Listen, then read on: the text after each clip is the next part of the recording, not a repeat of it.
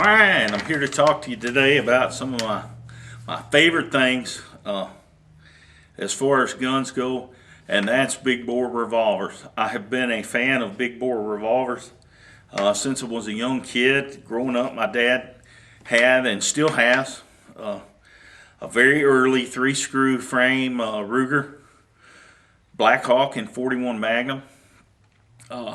Used to reload for that. Dad let me actually help him do the reloading when I was about 11 years old, I think 10 or 11, and got into reloading for that gun. And so when it came time for me to buy my first handgun, I was 18 years old.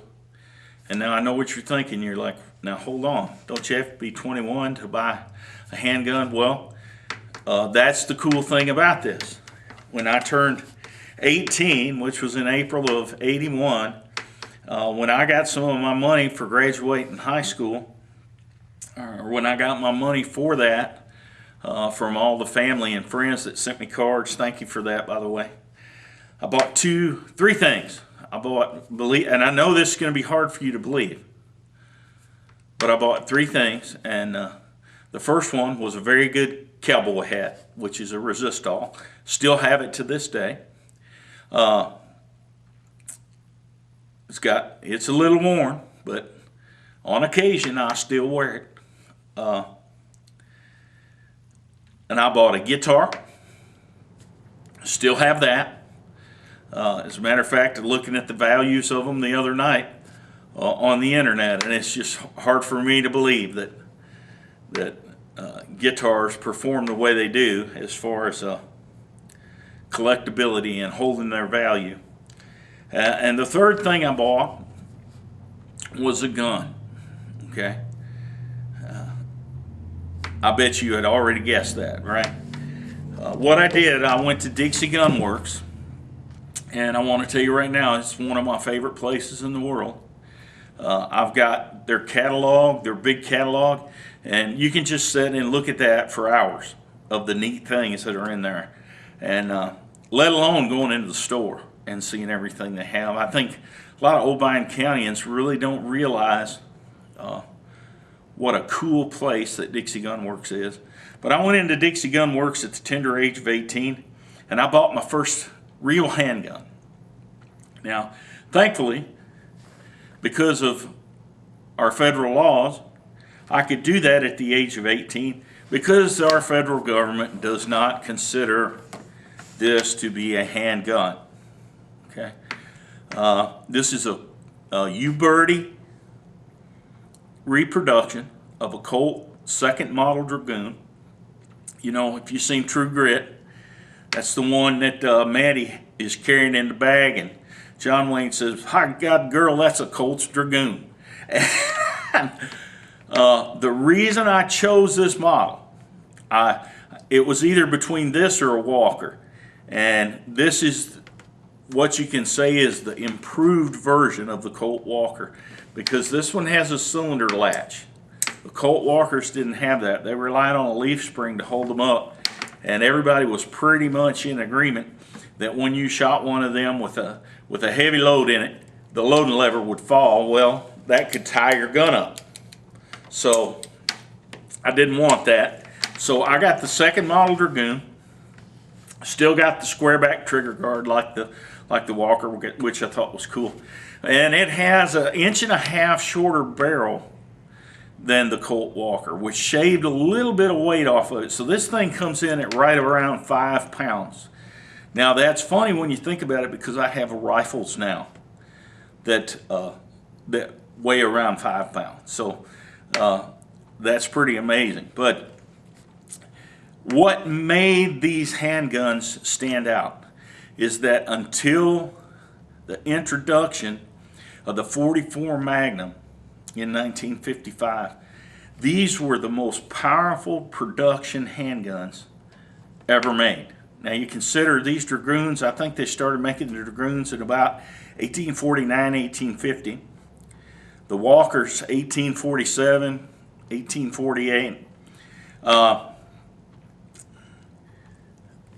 the reason why is look at the length of that cylinder. Can you imagine how much black powder you could fit in that cylinder?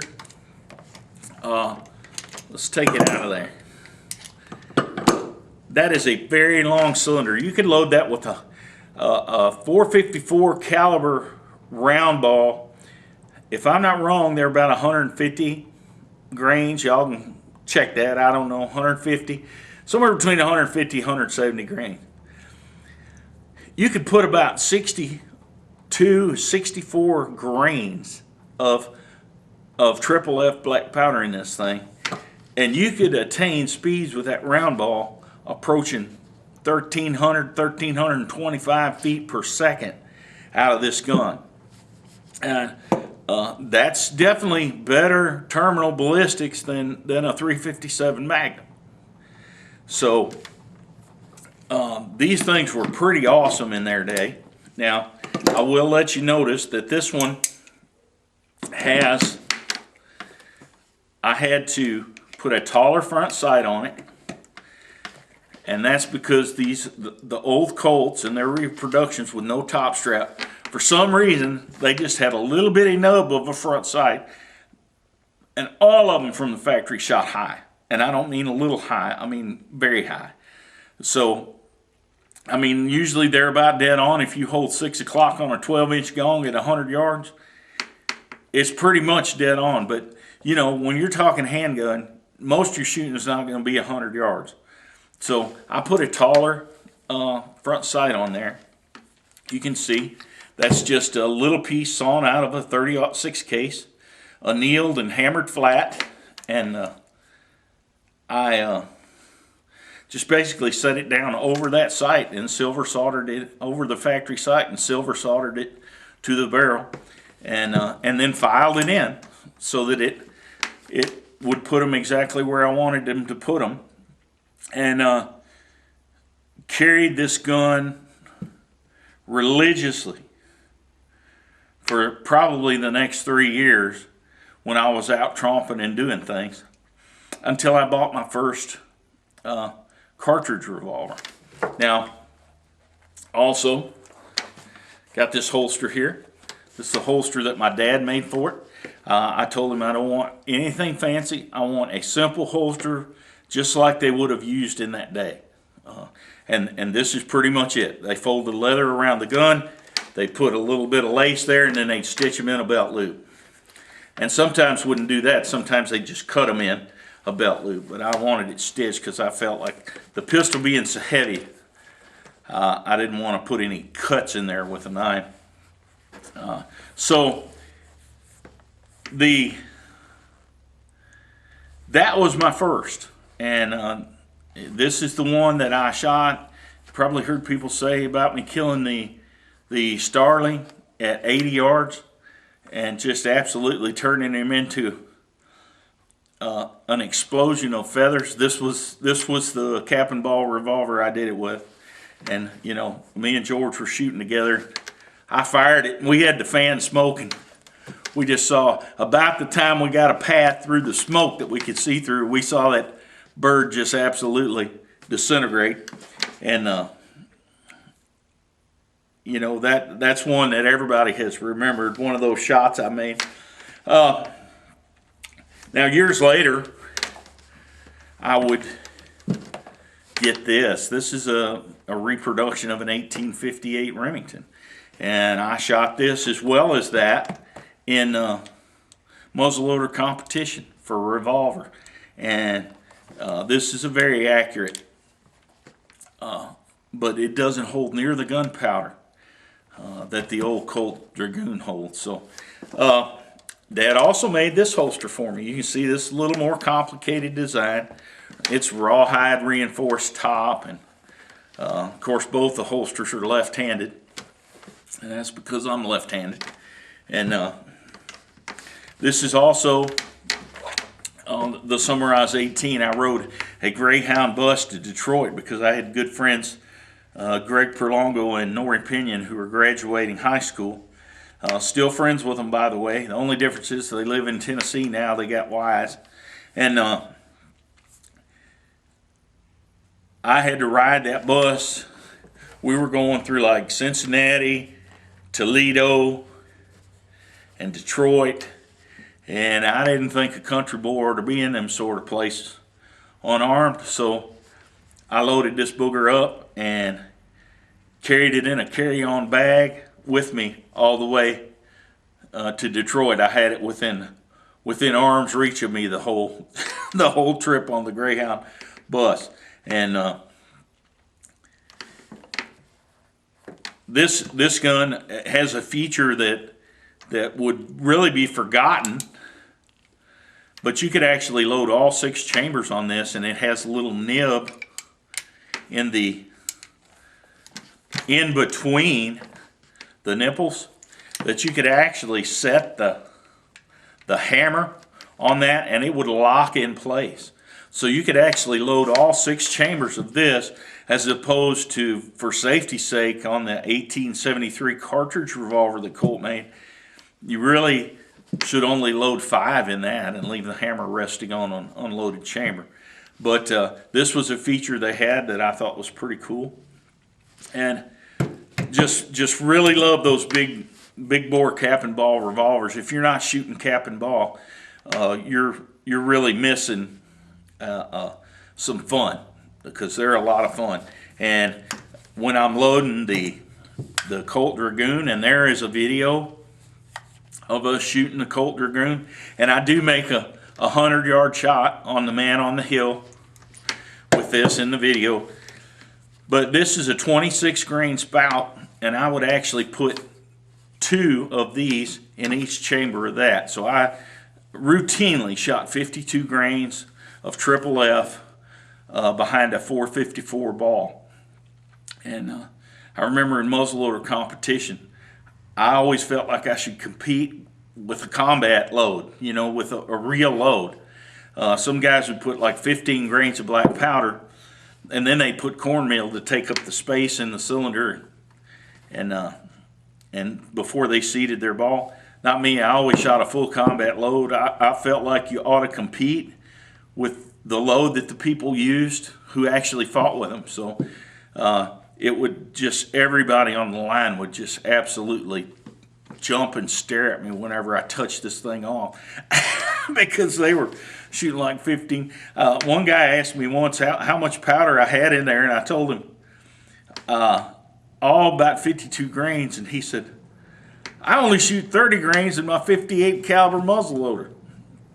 I said, I'm aware of that, but I want to get good shooting with it in the same configuration that those who had to fight with them would shoot them. So downloading, I've never been a fan of people downloading ammunition for competition. That's crazy. You ought to be able to practice with what you want to fight with. So use a full-size load. Now, so that brings us up to the cartridge revolvers. One of the big bores that I currently have now. Now, Dad didn't make this holster. This is actual custom holster, and this is like a poncho via rig. You know, it goes and it hangs like right here while you're canoeing or hiking or riding. Got some extra ammo here, and a pretty neat deal. It's got a retaining strap that goes over the hammer, old school style. This is actually a Ruger Bisley model, Ruger Blackhawk with the Bisley grip frame. It originally came with a 7.5 inch barrel, but I wanted something a little more practical, so I took a hacksaw and I sawed the barrel off and drilled and tapped for a new front sight. And this is a pretty awesome gun. You combine it with the load that John Linebaugh told me about for this gun, and it devastating. It 325 grain hard cast, wide nose flat point, coming out of this barrel at about 1150 feet a second. More energy than a factory 44 Magnum. Just devastating on big game.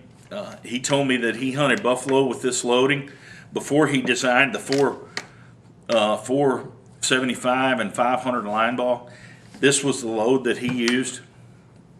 Of course, you have to use it in a Ruger, because if you drop this in an old Colt, it'll blow it to smithereens. But he told me he's taken a buffalo every year to put in the freezer. He lives in Cody, Wyoming. And he told me at the time that when he used this, he said he would always shoot point on shoulder of a buffalo, broadside to him. And he said he never found one of these bullets in a buffalo. So it penetrated 36 inches of dense meat and bone, because they run about 36 inches through shoulder to shoulder. So pretty amazing load. And you'll notice on my shirt today, this is a shirt that Brian got me. It says, what doesn't kill you makes you stronger. It says, except for bears. Bears will kill you. So I have camped in grizzly bear country. I remember going to Yellowstone, and they had a channel on the radio you could turn to. It said turn to such and such on their dial for a bear report. So, but if you're gonna be hiking or canoeing or camping in a bear area, this is a dandy one to have with you. Okay, it shoots a 45 Colt, and I think the straight grip frame of the Bisley, and John Lineball agrees, handles recoil much better than the old plow handle style grip. And when you're shooting something that powerful, you need to be concerned about recoil. Coincidentally, he told me when I was shooting his 475 and 500 line ball, he said, you handle recoil as well as John Taffin or anybody I've ever seen. He said, but you're really going to be sore tomorrow. He said, you need to let these guns move a little bit. So, and he was right. I was sore because I was trying to hold them on and keep them from recoil, and with that follow through. He's like, no, you got to let these guns move. And he's true. He was correct about that. All right. So the next big bore I graduated to was a double action. Now this is a Ruger Red Hawk. Most of you probably have seen the 5-inch Ruger Red Hawk. Well, this was kind of a special run. This is a 4-inch Ruger Red Hawk, and it has a round butt back here. It's not a square butt like the average 5-inch. So, but there's one more thing about this Red Hawk that makes it special. It is a 45 Colt. So it can shoot these bad boys right here, or it can shoot just the standard old 45 Colt, which is very, very mild, especially in a gun as heavy as the Black Hawk or the Red Hawk. But this one has a special relief cut in the cylinder, and it allows you to use 45 ACP in a full moon clip, and it drops right in there. Now, is that cool or what? Okay, so you can fire 45 auto rounds in there, which are extremely more affordable than 45 Colts, and you can get plumb good with it. It also has, and I don't know if I have anything with me here to show you, but there's a little plunger right here at the end of the muzzle, and you can push on the plunger and you can change out these front sights. So I have these front sights in 3 different heights. So I can put one front sight in there to shoot 45 auto. I can put another front sight in there to shoot a standard 45 Colt. And then I can put now this isn't the super tall, but I can put the super tall front sight in there to shoot these big behemoths. Okay, so real cool feature, and it just is. Now this isn't a target pistol. these Red Hawks, unlike the Super Red Hawk, the Red Hawks are for self-defense. They've got a very long, hard trigger pull. I'm not going to dry fire today because I have live rounds on the table.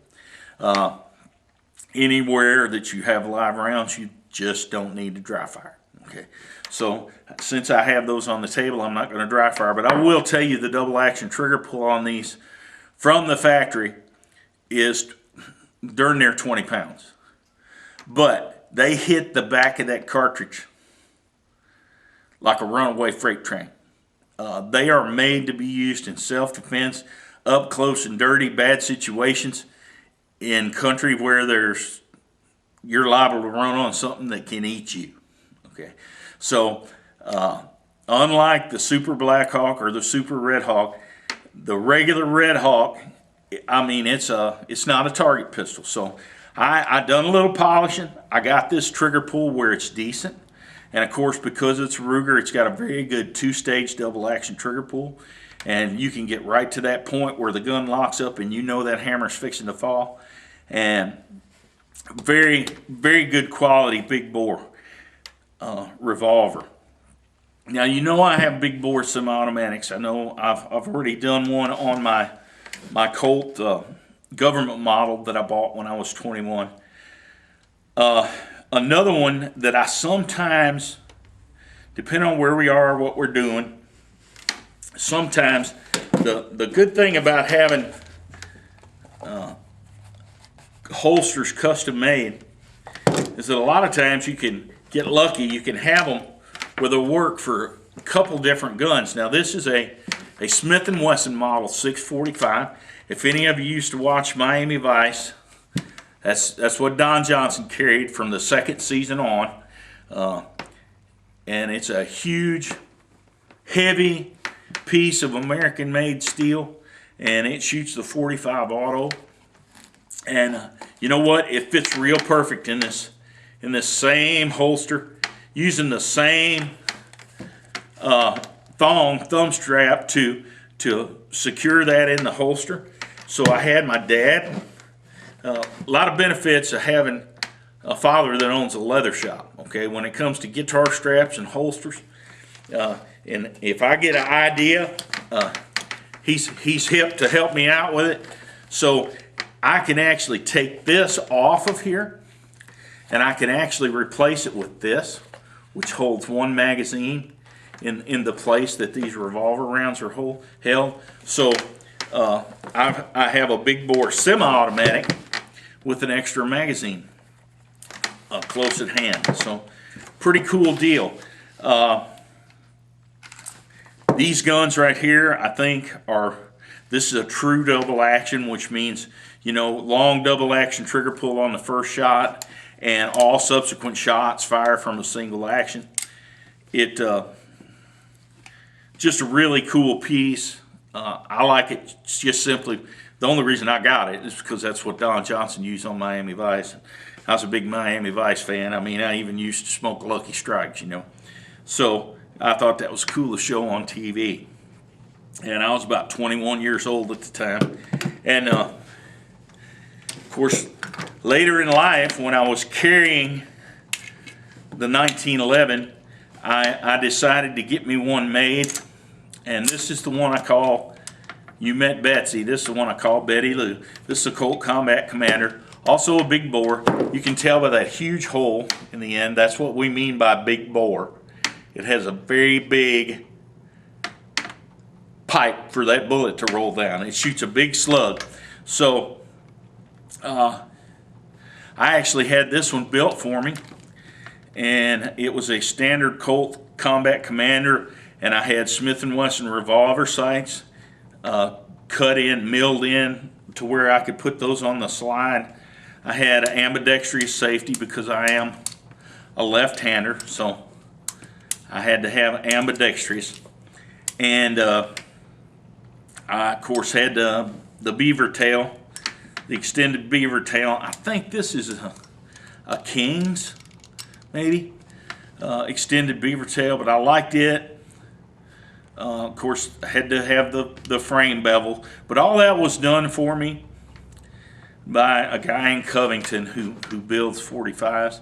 And unfortunately, I didn't carry this very long because I had recently discovered plastic and been carrying Glocks pretty much ever since I had this gun built. But I don't regret having it built.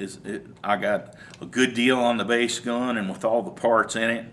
I've got, you know, at the time I had about $750 in it, which at the time that was really good for a custom Colt that you've had throated and ported and all the stuff in, because it was very easy back then to tie up $1,000 getting a good Colt government model or commander that would actually, you know, run reliably with hollow points and do everything you needed it to do for a carry gun. So you know, I don't regret this one bit. And last but not least, I want to talk about one more big bore that I have, and I think you're going to get a kick out of this one. Back in the day, most of you may not know that the Derringer that Remington put out in the 1870s was actually 41 caliber. So those Derringers and the Philadelphia Derringer, which was a muzzle-loading Derringer, if you go up to Dixie Gun Works, they have the world's biggest collection of Southern Derringers up there, muzzle-loading Derringers. Pretty cool. And that's what Abraham Lincoln was actually assassinated with. So those Derringers are close up and dirty. Well, that gave rise to what people came up to call boot pistols. This is the gun I'm about to show you is a boot pistol, and it's called a screw barrel Derringer. And you say, wow, that's weird. It is weird, okay, but it is really a neat little thing. Now, the way this was loaded is the barrel screws off, okay, and you see there's a hole right there, and that allows you to put enough powder in there to fill that hole. Then you would set your 45 caliber ball on there, and then you would put this on and you would screw that barrel down until it was tight, and that would compress that ball into that barrel. Now watch, if you can see, when I pull the hammer back, a little trigger folds out right here. See it? And you just fold it out. It comes out when you cock the hammer. Watch.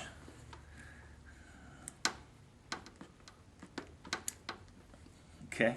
Now you just take it and you pull that trigger, and that gun would fire. Okay. Now, I would say, just a guess, but I'd say more people probably shot themselves with these than they shot other people. But I always thought this is a pretty neat little novelty. And you can, I think it holds about 10 grains. We used to shoot some steel plates with it at like 15 feet, and it would just make a big lead coin about this big around, because it didn't have enough velocity to actually splatter the round, but it would just flatten it out, like make a big lead coin. So, but it is a big bore pistol. And you can see from the bore, it shoots a big bullet. So, I like big bores. I will tell you, if you're going to shoot big bore pistols and revolvers, reloading is probably going to be in your future, unless you have more money than you do sense.